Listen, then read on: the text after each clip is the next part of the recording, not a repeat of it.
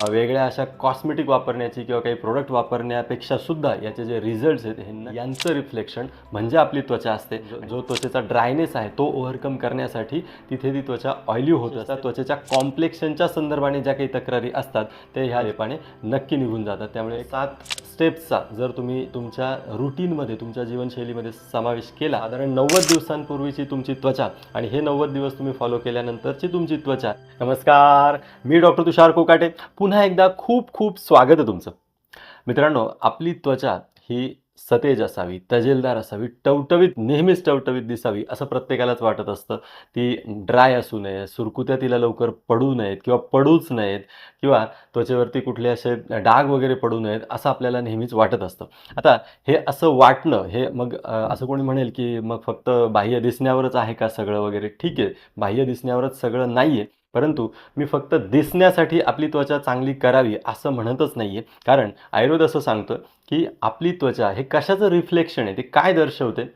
तर आपली त्वचा ही आपल्या शरीरातले जे सप्तधातू आहेत यांचं रिफ्लेक्शन असते आणि त्यातही विशेषतः आपला जो रसधातू आहे, रक्तधातू आहे, मांसधातू आणि शुक्रधातू यांचं रिफ्लेक्शन म्हणजे आपली त्वचा असते. आणि ज्या अर्थी त्वचेच्या संदर्भाने अशा काही तक्रारी असतील, म्हणजे ती ड्राय असेल किंवा डाग पडत असतील किंवा रिंकल्स लवकर येत असतील, तर याचा अर्थ ह्या धातूंमध्ये काहीतरी गडबड आहे किंवा तिथे काहीतरी दुष्टी निर्माण झालेली आहे आणि ती दुष्टी फक्त त्वचेलाच नाही तर आपल्या ओव्हरऑल आरोग्यासाठी चांगली नाही.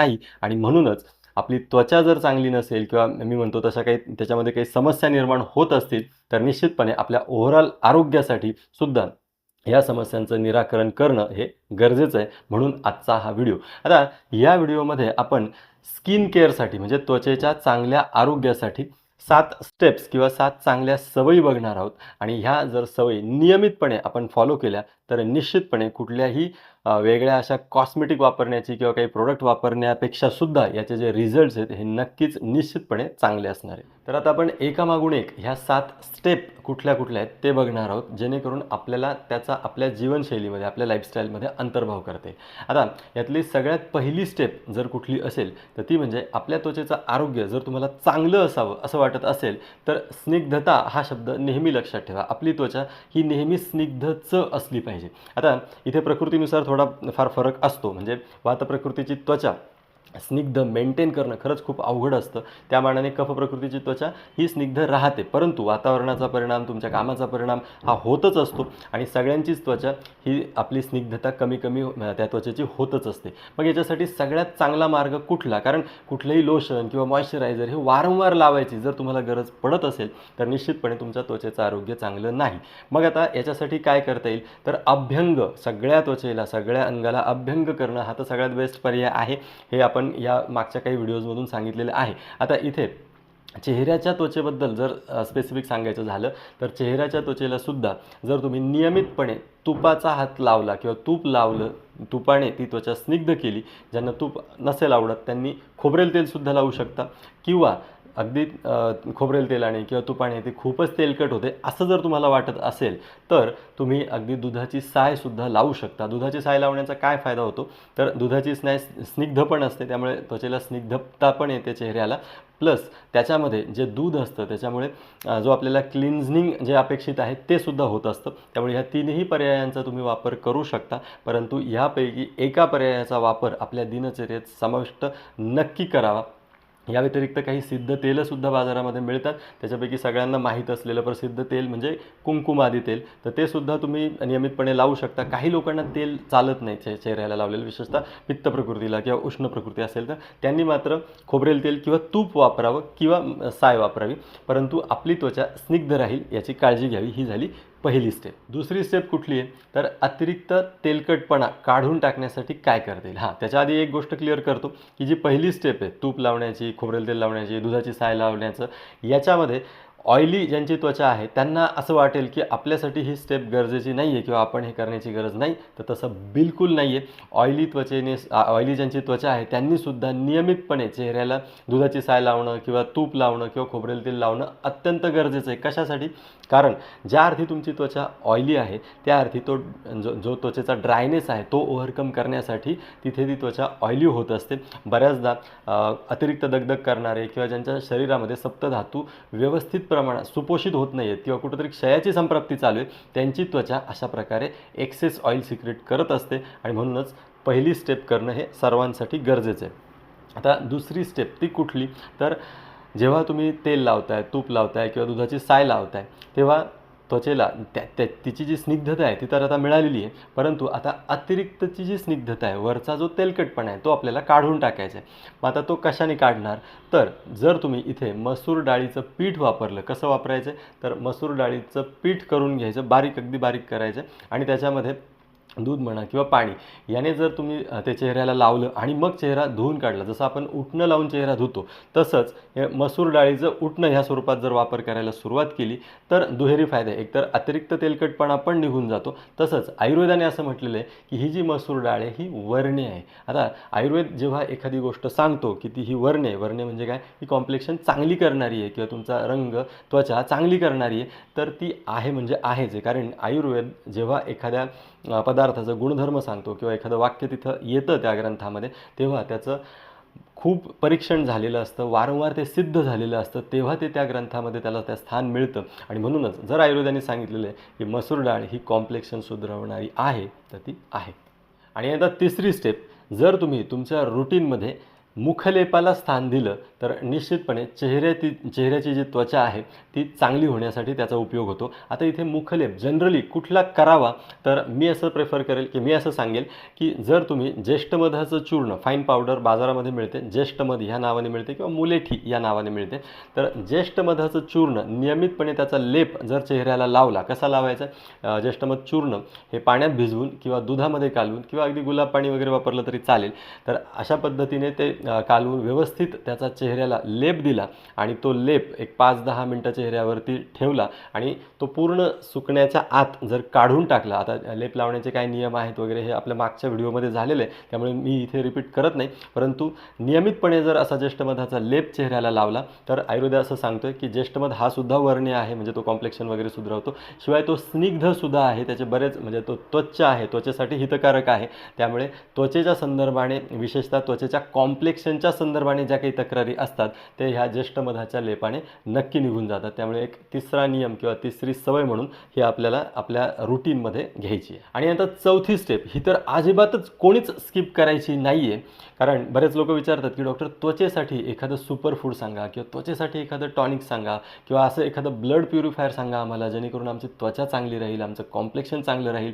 तर याचं उत्तर एकच आहे की जर तुम्ही रोज सकाळी रिकाम्या पोटी, रसायन काळ आयुर्वेदात त्याला म्हणतात, तिथे जर तुम्ही दूध आणि तूप घेतलं, अर्धा ते 1 कप दूध आणि 2 चमचे तूप असं नियमितपणे सकाळी रिकाम्या पोटी घेतलं, तर निश्चितपणे तुमची त्वचा स्निग्ध राहण्यासाठी, तुमचा रक्तधातू चांगला राहण्यासाठी, तुमचे सप्तधातू चांगले राहण्यासाठी त्याची मदत होते आणि तुमच्या त्वचेचं कॉम्प्लेक्शन किंवा तुमच्या त्वचेचा वर्ण, तुमच्या त्वचेचे बाकीचे जे काही बारीक सारीक तक्रारी असतात त्यासुद्धा निघून जातात आणि वर्ण चांगला होतो. त्यामुळे ही स्टेप, आपल्या ह्या 7 स्टेपमधली जी चौथी स्टेप आहे ही खूप महत्त्वाची. आणि 5वी जी स्टेप आहे ती आहे डिटॉक्सिफिकेशनची. आता डिटॉक्सिफिकेशन कशासाठी करायचं, कशाने करायचं, तर बघा आपलं लाईफस्टाईलच आता असं झालेलं आहे की वेगवेगळ्या प्रकारे आपल्या शरीरावरती टॉक्सिनचा मारा सतत सुरू असतो. आपल्या शरीरामध्ये दोष साचत असतात, मल साचत असतात, विषारी जे घटक आहेत ते साचत असतात, ते वेळच्या वेळी बाहेर जात नाहीत आणि मग त्याचा जो परिणाम आहे तो आपल्या त्वचेवर पण होत असतो. मग त्वचेच्या वेगवेगळ्या समस्या ही त्याच्यामुळेच होत असतात.